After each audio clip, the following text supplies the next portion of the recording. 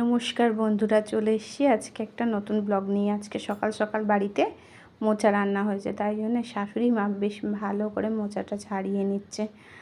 মোচা ছাড়াতে অনেকক্ষণ সময়ও লাগে, পা কোমর ব্যথা হয়ে যায়। আমার শাশুড়ি মা ভালো করে বসতে পারে না, তবু ঠিক টুকটুক টুকটুক করে মোচাটাকে ছাড়িয়ে নিচ্ছে। মোচা ছাড়াতে আবার একটু ঝামেলাও আছে, মোচার দুটো অংশ আছে, ওগুলোকে বাদ দিয়ে দিতে হয়।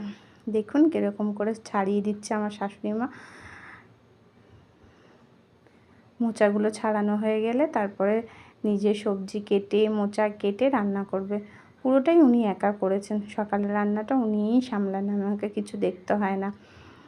যাক, উনি সবজিটা কাটছে, ততক্ষণ আমি আবার অন্য কাজগুলো সেরে নিই।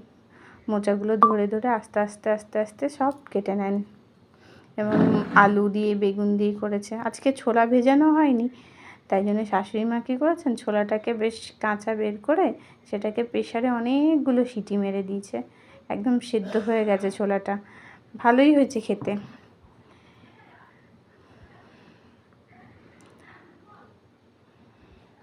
আবার বরমশাই সকাল সকাল বাজারে গিয়ে 4টি মাছ কিনে নিয়ে এসছে। রুই মাছ একটা, ইলিশ মাছ, আবার তার মধ্যে রয়েছে মুরগির মাংস, মাছের তেল, এটা হচ্ছে ইলিশ মাছের ডিম, আবার তার সাথে রয়েছে খাসির মাংস।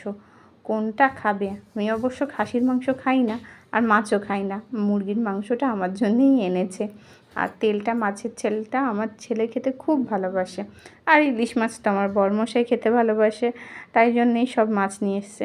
এই আসনটা না আমি অনেক দিন আগে বানাচ্ছিলাম, বানাতে বানাতে রেখে দিয়েছি।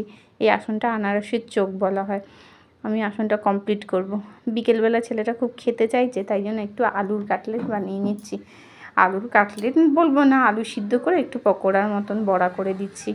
আলুগুলোকে একটু ভালো করে ধুয়ে নিয়েছি, একটু নুন দিয়ে সিদ্ধ করে নিচ্ছি। একদম নুন ছাড়া সিদ্ধ করলে একদম ভালো লাগে না খেতে, ওই জন্য একটু নুন দিয়েই সিদ্ধ করে নিচ্ছি।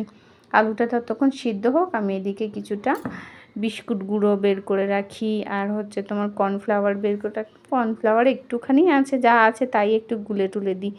এদিকে প্রেশারে সিটিটাও পড়ে এসছে, আর কর্নফ্লাওয়ারটা একটুখানি ভালো করে নেড়ে চড়ে যা ছিল সব বের করে ঢেলে নিলাম। এখন আর বেরোচ্ছে না, ওটা ফেলে দিলাম। আলু সিদ্ধ হয়ে গেছে, আলু সিদ্ধটা ভালো করে মেখে নিচ্ছি। একটু গরম তো, তাই জন্য কাঁটা চামচ দিয়ে মাখছি। কাঁটা চামচ দিয়ে মাখলে সুবিধা বেশ ভালোই আছে, বেশ মিহি হয়ে যায়। আর গরম গরম আলু সিদ্ধ মাখলে আলুটা দেখতেও আর খেতেও খুব ভালো লাগে। এদিকে একটুখানি জিরে, গোলমরিচ, ধনে সব রকম মশলা আমি ভেজে রাখি বাড়িতে, একটু মুড়ি টুড়ি মাখলে খেতে ভালো লাগে। আমার ছেলে তো খুবই ভালোবাসে। আর এর মধ্যে একটুখানি বিট নুন, আর হচ্ছে একটু গোলমরিচ গুঁড়ো, আর হচ্ছে একটুখানি মশলা, ম্যাগি মশলা সব দিয়ে দিয়েছি।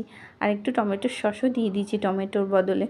টক টক মিষ্টি মিষ্টি ঝাল ঝাল খেতে লাগে, আমার তো খুব ভালো লাগে। আলুটাকে ভালো করে মেখে নিয়েছি, আর একটু গোল গোল শেপ করে নেব যাতে দেখতে সুন্দর লাগে। আর এদিকে গ্যাসটাও বসিয়ে দিই, তেলটা গরম হতে সময় লাগবে। আর আমার এই কড়াটা না সবথেকে প্রিয়, আমি কিনেছিলাম কিছুদিন আগে না, বছরখানেক আগে।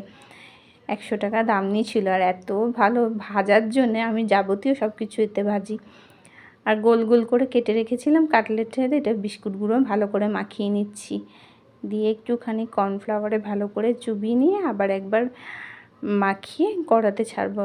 একটু আগে থেকে অনেকক্ষণ মেখে রাখলে ভালো হতো আরও। যাক, যা হয়েছে তাই ভালো।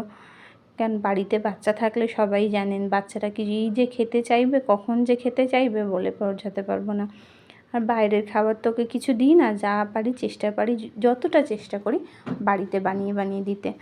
আর আমি বাড়িতে যাই বানিয়ে দিই না কেন, ছেলে খুব খুশি হয়েও খেয়ে নেয়, আর খুশিও হয়। আমাকে প্রথমে বলছো, মা এটা কী বানিয়েছো তুমি? আমি বলছি, যা বানিয়েছি খেতে দেখো।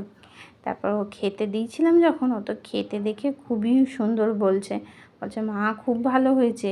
তারপর বলছে, আমি তোমাকে বিরিয়ানি বানাতে বলেছিলাম না? আনছি বিরিয়ানি, আজকে নয় কালকে হবে, আজকেই বসে বসে কাটলেটটা খাও। ওতে দেখে খুব খুশি হয়েছে, আর বসে বসে খেয়েও নিয়েছে। বৃষ্টিতে না একটু তেলে ভাজা খেতে ভালোও লাগে, আর টমেটো সস দিয়ে হলে তো কোনো ব্যাপার নয়। পরের ব্লগে দেখা হচ্ছে।